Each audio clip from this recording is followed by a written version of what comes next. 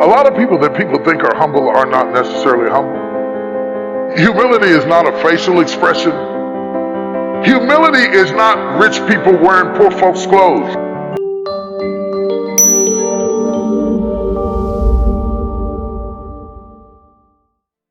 How do I enhance my competence? See, let's say you want to run on the field, let's say you want to run a race, you want to run 100 meters. It is not running that you have to work on right now, you have to work on your legs and lungs and muscle and everything, isn't it so? So, if you want to become a great engineer, yes, definitely an institute like this is crucial on one level.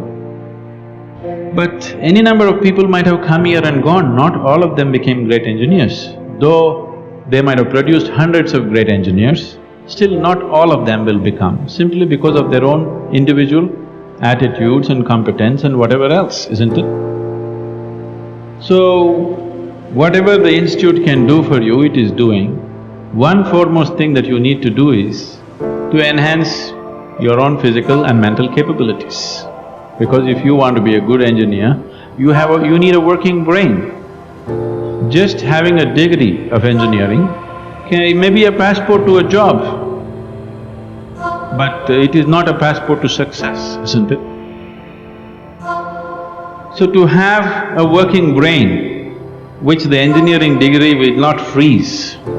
Usually lots of degrees, when people acquire degrees, they freeze their brains. They think they can… now they have finished using it and now they can rest it for the rest of their lives. It is not so. This is only to enhance your capability. This is just an organized effort.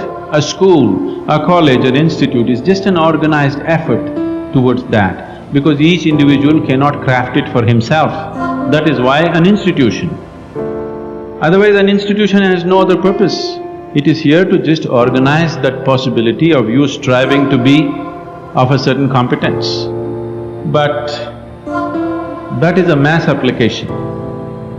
But as an individual, your most important thing is, you as a human being, you are functioning at the fullest level. If that has to happen, there are other dimensions which one needs to explore.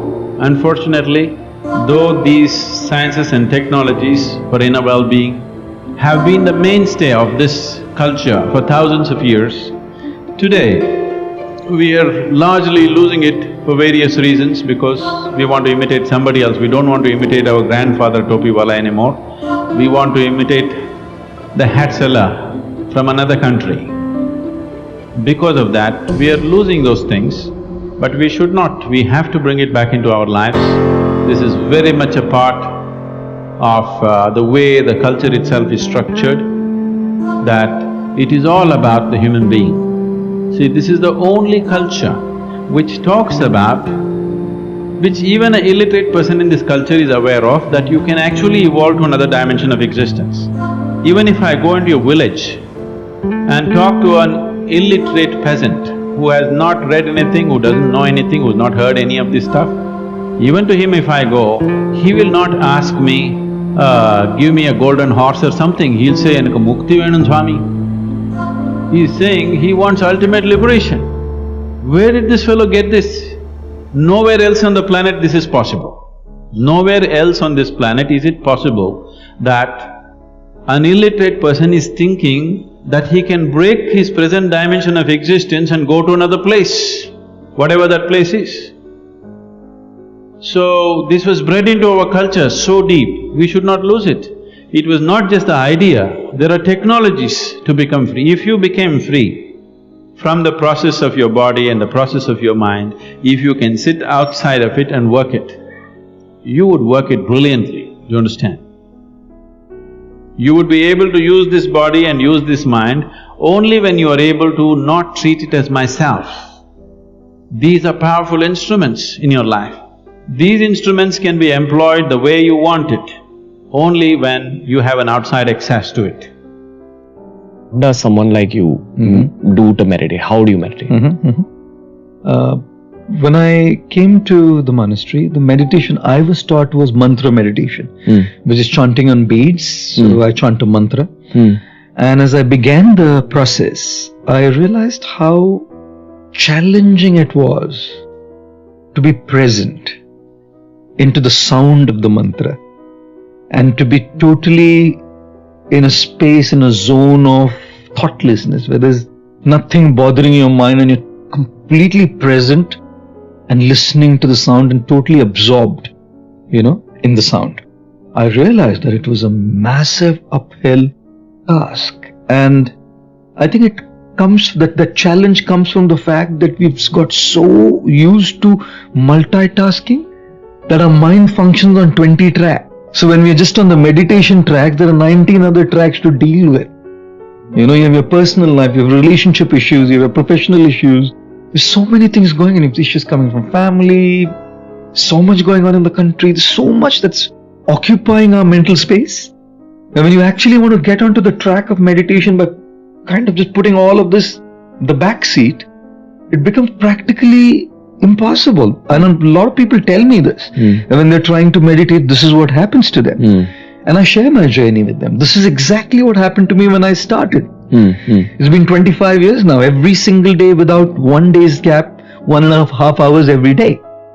And I tell them that it's not a challenge today. It would be very high-headed to say that, okay, I've reached a state of enlightenment. When I sit for meditation, everything's kind of there and I'm totally absorbed. Very high-headed, I feel, to say that. But I did a few things that I feel can benefit those who want to really get into a deeper state of meditation. I look at meditation in two ways. A is the meditation as in the practice. And B is everything that we do in our life as meditation, And I prefer to work more on everything in my life as a meditation, which feeds into my practice of meditation. 100%. But do not neglect the practice. No, do not neglect the practice, for sure. Yeah. So, I'll tell you what I do, for instance. One meal a day, I just eat by myself. 2 meals I take with my friends, some of my monk friends, where we discuss, chat, eat. 1 meal is just by myself. The reason being, I want to be present, mindful, in the moment, to savor the entire experience of touching, feeling, smelling, tasting that food. I avoid forks and spoons as much as is possible because I want to touch and feel that experience of the food. Now, the reason I do it is because it just means no phones, no books, nobody to talk to, and just being there eating. Correct? So what I'm doing is, by just eating that 1 meal by myself, training my mind to be in the present. Like we're talking now. There's 3 meetings lined up for me tonight. And there's a restaurant called Candy and Greens at Breach Candy. The family is a very close friend, So they've just opened up a new rooftop terrace. I'm getting message after message, could you come down today evening for dinner? Right? But it's not on my mind. It's not on my mind. Nothing outside of our conversation between you and me right now is on my mind. So why do I do it? It's because right now I'm training my mind to be in the present. When I used to be in the bathroom, I would sing. Like a big thing for me used to, of course, earlier I would sing a lot of cinema and movie songs, and now I sing some spiritual songs, bhajans, whatever. And then one day I realized, hey, wait a minute, this is not right. Because neither am I into the singing, nor am I into the experience of bathing. So if I'm singing, I'm missing the experience of bathing, and if I'm bathing, I'm not into my singing. So why am I doing 2 things at the same time? I stopped singing. Just focusing on the experience of the water coming down my body and experiencing that. So to me, these little things through the day matter a lot to me, and I think that's more of meditation to me, because then what I do here feeds into my mainstream practice of meditation, and what I do here feeds into the little things as well. So it's kind of a loop, one feeding into other. But when you realize that all your name, your form, and everything you see is provisional, 2 things happen. To some people, they have immediate, what we could only metaphorically call the dark night of the soul. They go into a deep depression because everything they thought was real is no longer real, including their own name, form, body, and mind. Some people get so scared that they have a bad trip. Some people cross that threshold and discover nirvana. or enlightenment. And they say, wow, I thought I was squeezed into the volume of a body in the span of a lifetime, but I'm a timeless being that can morph myself into any experience, including the human experience, which is amazing. But the human experience is also that which causes existential depression. So the causes of human suffering, since you brought it up, are brought up in Eastern wisdom traditions as number one, you suffer because you don't know who you are. You confuse yourself with your body-mind experience. Number two, you grasp and cling at experiences which are evanescent and transitory and dreamlike. You say, what happened to your childhood? It's over. What happened to yesterday? It's over. What happened to 5 minutes ago? It's over. What happens to these words? By the time you hear them, they don't exist. So, Wittgenstein, the German philosopher, said, we are asleep. Our life is a dream, but once in a while we wake up enough to know that we are dreaming. So what do you wake up to? When you cross this threshold, you wake up to your true self, which is not body or mind, but the awareness in which that experience is happening. So grasping and clinging at a dream is the second cause of human suffering.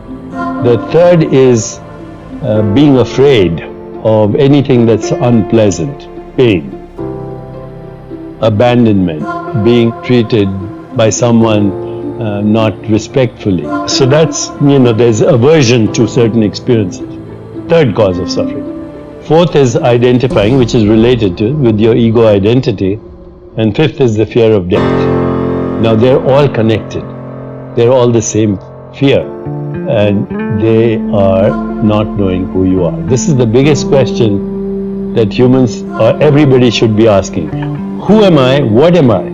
Am I the changing experience of this body, which is a perceptual activity? Am I the experience of the changing mind or the changing personality? Because you don't have the same personality when you were a kid or maybe even 10 years ago. What is it at the basis of this? When you start that reflective self-inquiry, ask yourself, who am I? What do I want? What is my purpose? What am I grateful for? Go into the stillness of meditation, you have what wisdom traditions have called revelation, revealed truth. Now, that sounds very grand. I would say just call it insight. Meditation, mindfulness, awareness of body, awareness of mind, awareness of mental space, awareness of the web of relationship, awareness with that which we call the universe. It leads you ultimately to the awareness of awareness. And when you discover that, that's nirvana. We are a social animal. We human beings, social animal. And particularly in modern time, the reality, economy, environment, and many things heavily interdependent. That's the reality. Unlike, I think, past sort of as the ancient time. Ancient time more or less independent, self-sufficient. They say not depend on your interest or your future, not depend on other. But now, completely change. So even from this selfish viewpoint, you have to take care about others' well-being. You just think yourself, the blind selfish. Think yourself, forget other, or worst thing, exploit other, cheating other, bully other. Ultimately you suffer. Through these mischievous way, you may gain some temporary sort of benefit, but in deep inside, you feel uncomfortable. Then eventually, you truly become a lonely person. Nobody loves you. Nobody respects you. If you take care of others, as a human brothers, sisters, sincerely, seriously, then everybody become your friend.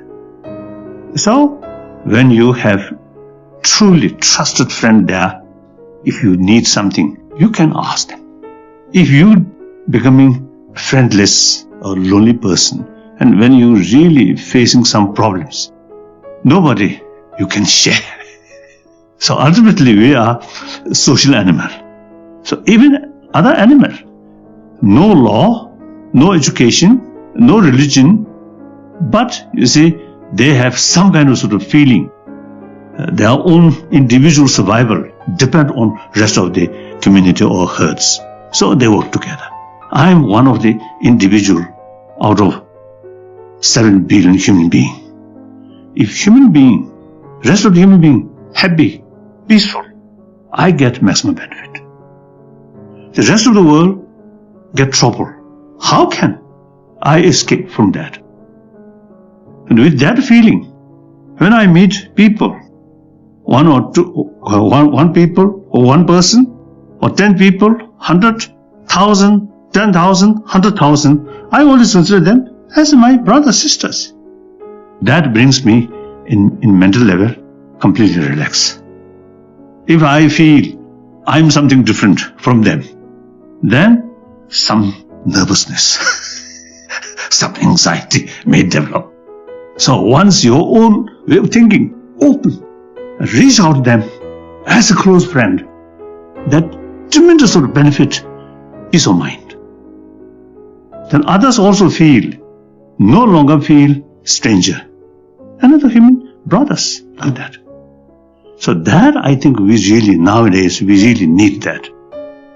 So through that way, awareness. Then from children, I think youngsters, they know. Just one child remain lonely, may cry, and play with other children. Feel very happy. So that's the human nature. So sometimes we grown up, then we always calculate, if I make friendship with that, how much I get some benefit. Or make friendship, then I can exploit or something. Then genuine basis of friendship no longer there, destroyed. Basis of genuine friendship is trust. Trust depends on openness. Like that. So through these things we can train. And then mental level, no matter what your physical level, busy. But mental level, always calm, restful, relax. Immense benefit for your health. So mental health, body health, very close link. So the ultimate source of mental health is warm-heartedness. That's my belief. Maybe wrong. My friend have to more research work